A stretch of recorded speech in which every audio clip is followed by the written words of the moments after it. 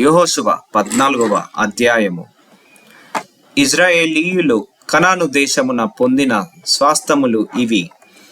మోషే ద్వారా యెహోవా ఆజ్ఞాపించినట్లు యాజకుడైన ఎలియాజారును, నూను కుమారుడైన యెహోషువయు ఇజ్రాయేలీయుల గోత్రముల యొక్క పితరుల కుటుంబముల ప్రధానులను చీట్లు వేసి 9 గోత్రముల వారికిని అర్ధ గోత్రపు వారికిని ఆ స్వాస్థములను పంచిపెట్టిరి.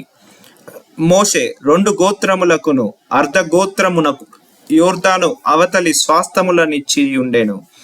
అతడు వారిలో లేవీలకు ఏ స్వాస్థము ఇయ్యలేదు.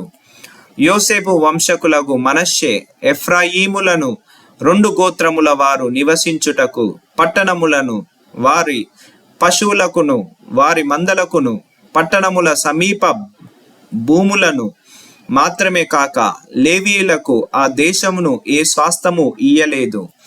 యెహోవా మోషేకు ఆజ్ఞాపించినట్లు ఇజ్రాయేలీయులు చేసి దేశమును పంచుకొనిరి.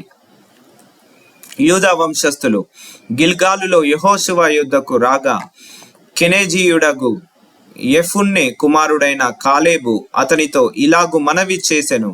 కాదేషు బర్నేయలో దైవజనుడైన మోషేతో యెహోవా నన్ను గూర్చియు నిన్ను గూర్చియు చెప్పిన మాట నీ వెరుగుదువు. దేశమును వేగు చూచుటకు యెహోవా సేవకుడైన మోషే కాదేషు బర్నేయలో నుండి నన్ను పంపినప్పుడు నేను 40 ఏండ్ల వాడను. ఎవరికి నీ భయపడక నేను చూచినది చూచినట్టే అతనికి వర్తమానము తెచ్చి తిని, నాతో కూడా బయలుదేరి వచ్చిన నా సహోదరులు జనుల హృదయములను కరుగజేయగా నేను నా దేవుడైన యెహోవాను నిండు మనస్సుతో అనుసరించి తిని. ఆ దినమున మోషే ప్రమాణము చేసి, నీవు నా దేవుడైన యెహోవాను నిండు మనస్సుతో అనుసరించితివి గనుక నీవు అడుగుపెట్టిన భూమి నిశ్చయముగా నీకును నీ సంతానమునకును ఎల్లప్పుడూ స్వాస్థముగా ఉండుననెను. యెహోవా చెప్పినట్లు యెహోవా మోషేకు ఆ మాట సెలవిచ్చినప్పటి నుండి ఇజ్రాయేలీలో అరణ్యములో నడిచిన ఈ 45 ఏండ్లు ఆయన నన్ను సజీవునిగా కాపాడి ఉన్నాడు. ఇదిగో నేనిప్పుడు 85 ఏండ్ల వాడను. మోషే నన్ను పంపిన నాడు నాకెంత బలము, నేటి వరకు నాకంత బలము. యుద్ధము చేయుటకు గాని వచ్చుచు పోవుచు నుండుటకు గాని నాకెప్పటి ఎట్లు బలమున్నది. కాబట్టి ఆ దినమున యెహోవా సెలవిచ్చిన ఈ కొండ ప్రదేశమును నాకు దయచేయము. అనాకీయులను ప్రాకారము గల గొప్ప పట్టణములను ఉన్న సంగతి ఆ దినమున నీకు వినబడెను.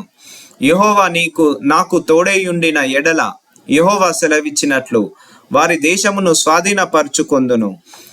యెఫున్నె కుమారుడైన కాలేబు ఇజ్రాయేలీయుల దేవుడైన యెహోవాను నిండు మనస్సుతో అనుసరించువాడు గనుక యెహోషువ అతన్ని దీవించి అతనికి హెబ్రోనును స్వాస్థముగా ఇచ్చెను.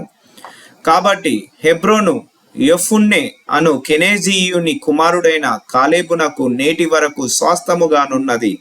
పూర్వము హెబ్రోను పేరు అర్బా అనాకీయులలో గొప్పవాడు. అప్పుడు దేశము యుద్ధము లేకుండా నెమ్మదిగా ఉండెను.